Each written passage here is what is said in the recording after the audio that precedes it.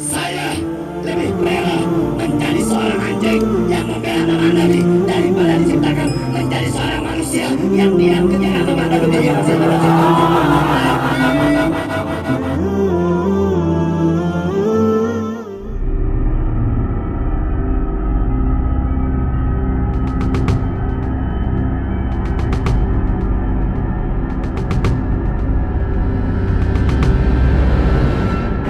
Sambutan Rocky Gerung pada acara buruh di Bekasi yang kemudian viral dan menimbulkan reaksi terkait ucapan bajingan tolol yang dilontarkannya. Alhasil Rocky Gerung pun dilaporkan ke polisi. Status quo versus oposisi yang memunculkan pro dan kontra meski ruang politik sebenarnya lebih besar daripada tanah hukum.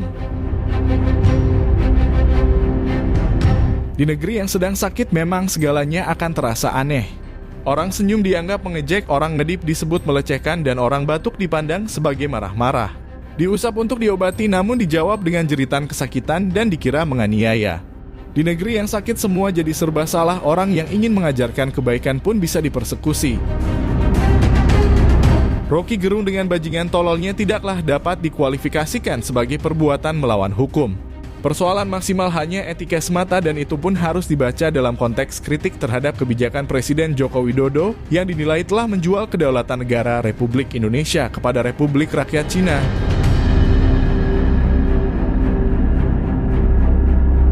Diketahui sebelumnya delik penghinaan kepada Presiden yang dilaporkan telah ditolak di Mabes Polri.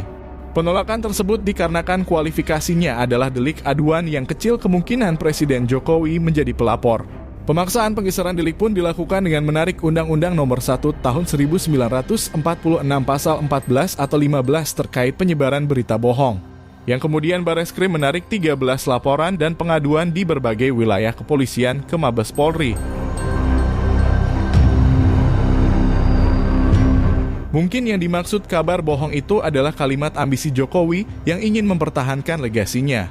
Dia masih pergi ke Cina untuk nawarin IKN. Dia masih mondar-mandir dari satu koalisi ke koalisi yang lain untuk mencari kejelasan nasibnya.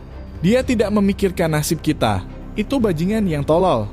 Itulah perkataan Rocky Gerung di hadapan para buruh di Bekasi.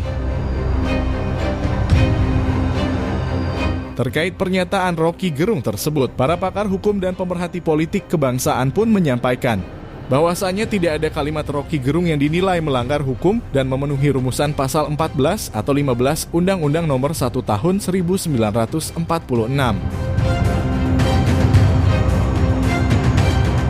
Pasal 14 ayat 1 dan 2 atau pasal 15 Undang-Undang Nomor 1 Tahun 1946 itu memiliki 3 unsur yang mesti dipenuhi seluruhnya, yaitu menyiarkan atau menyebarkan berita bohong atau kabar angin atau kabar yang disiarkan dengan tambahan atau dikurangi sehingga menimbulkan keonaran.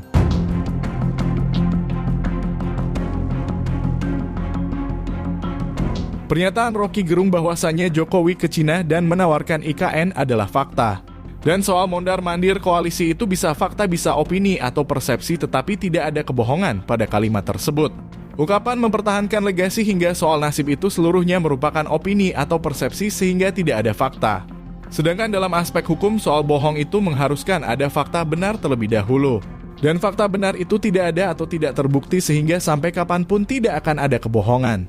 Karena ucapan Rocky Gerung tidak melawan fakta benar dan hanya pendapat atau persepsi atau opini. Karena itu Rocky Gerung semestinya tidak bisa diadili.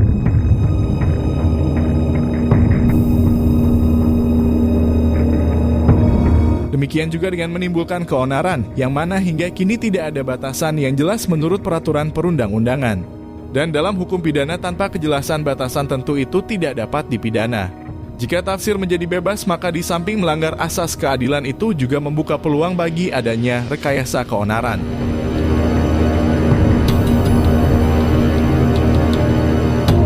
Apa yang diungkapkan Rocky Gerung dalam acara buruh di Bekasi tidak memiliki dasar untuk dilaporkan ke pihak kepolisian.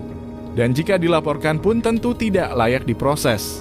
Karena jika diproses juga tidak memenuhi unsur delik apapun.